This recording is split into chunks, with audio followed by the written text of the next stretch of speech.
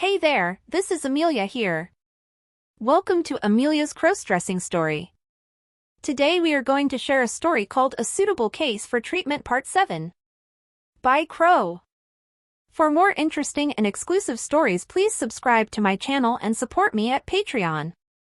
Just a friend, she called round for a bit of a chat. I told him.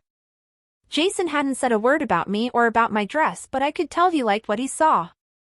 Then suddenly the evening went downhill very suddenly, just when I thought it was really going to go well. His mobile phone rang just as he reached out to open the taxi door.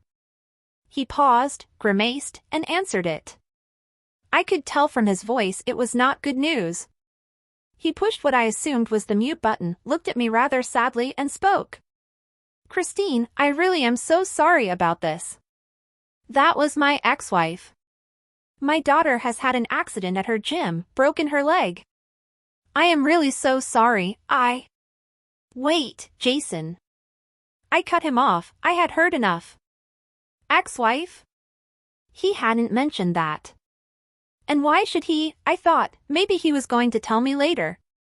I looked straight in his eyes. He really was awfully worried. She's only 4. I stopped him again. Jason, go on. Go! Don't worry about me, not one bit. She needs her father there now, and your ex maybe could do with some support. Go! He did, turned and ran back towards his house. I saw him dash into his own car and drive off past me, waving like Karen had bit, grimacing at the same time to show his disappointment. I was upset too. This was to be my last night as a woman, and here I was, on the street, dressed up to beat the band and with nowhere to go. Or at least no one to go with. I did have somewhere I could go. To the Admiralty Hotel, on my own sadly, but I could still go there. The taxi driver, sat there waiting, understandably began to get a little impatient.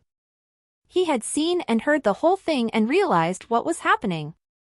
I looked at him, then reached out, opened the door and got in myself. Tell me, you must know. The Admiralty Hotel, do you know it? I've not been in there for 5 years. Is it still a decent sort of hotel? Oh yes, miss, very decent, very respectable class of client, miss. So it's the sort of place a woman can go on her own? Safely? Certainly, miss, no problem. Okay then, let's go. So we did.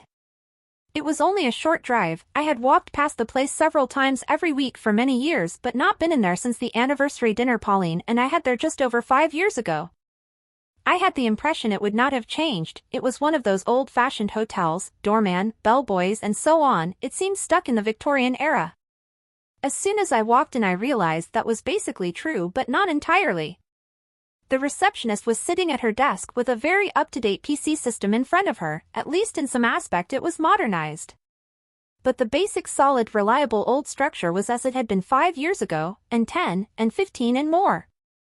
I explained briefly that I had hoped to be coming with a friend and that I thought he had booked a table for dinner.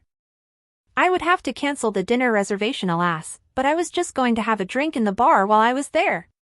The receptionist found Jason's booking and did the cancellation after I assured her I didn't want to dine alone. Then I walked into the bar. I sat on a stool at the bar, looked up and smiled at the barman and ordered a gin and tonic. I reckoned I deserved it. This was the culmination of the week, really, being here like this albeit alone.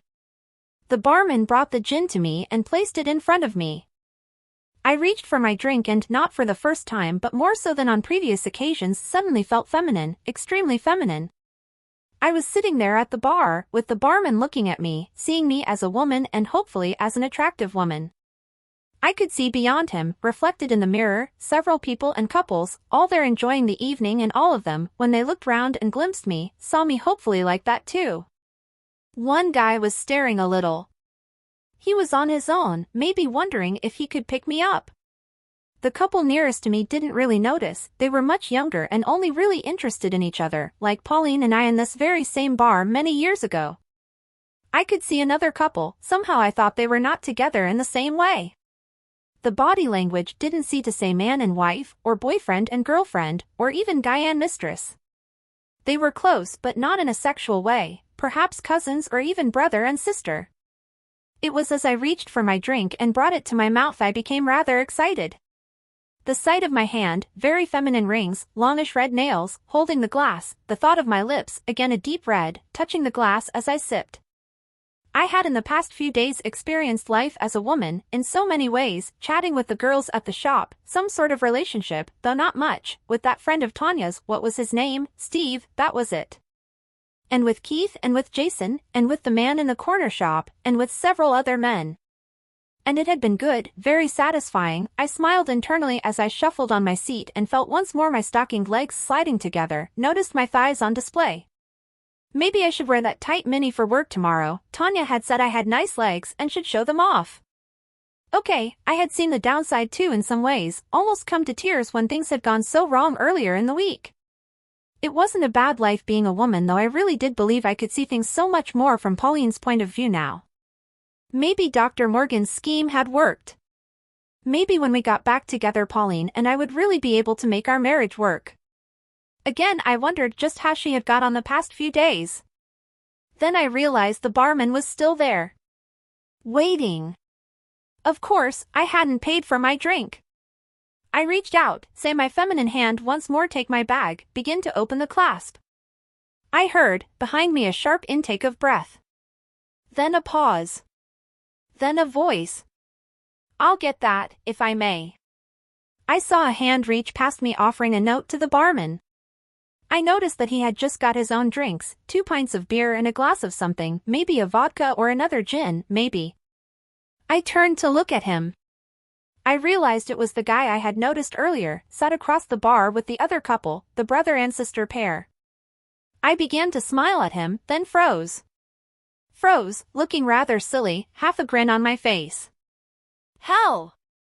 For some reason I looked down, then up. Black shiny shoes, a smart suit, in fact a very smart suit. Very smart indeed. Quite expensive, I thought. Nice shirt too, a pale blue, stylish, open neck, 2 buttons undone to reveal just a little chest hair. Slightly long hair, not too long for a guy but yet again stylish, combed back to expose his face. Just a hint of beard stubble, either he hadn't shaved that evening or he was cultivating the designer stubble look. What was I thinking? Designer stubble? Rubbish! I knew that face. I'd seen it, or rather something so very like it, so often.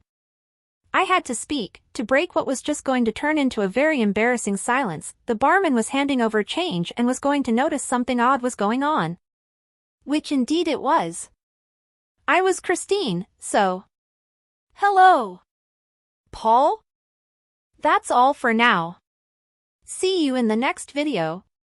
Please subscribe our channel and support me at Patreon for more exclusive content.